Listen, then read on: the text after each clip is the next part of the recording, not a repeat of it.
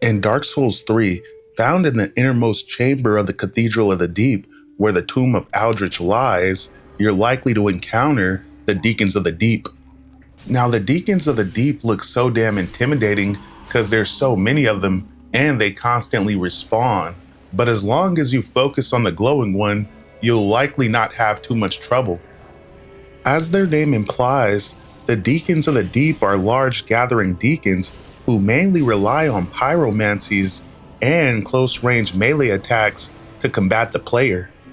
Royce, along with the Archdeacons MacDonald and Klimt, was an Archdeacon of the Way of the White.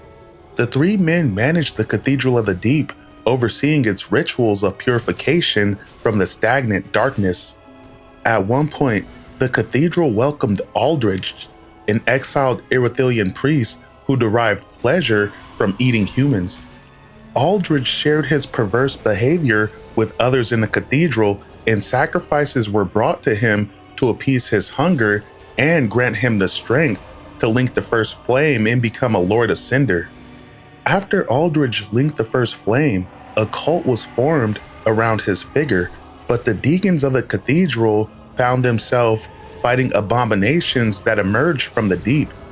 The cathedral, once a peaceful and sacred place for purification, was corrupted by foul Aldrich as darkness stagnated and accumulated until the deep became the final rest for abhorrent creatures.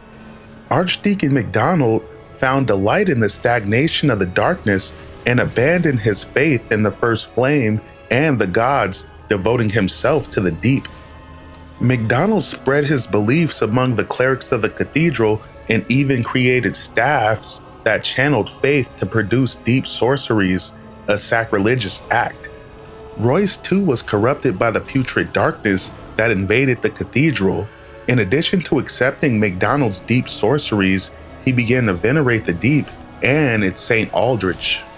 When the first flame began to fade and Prince Lothric refused to link it, Aldrich was awakened from his tomb to become fuel once again.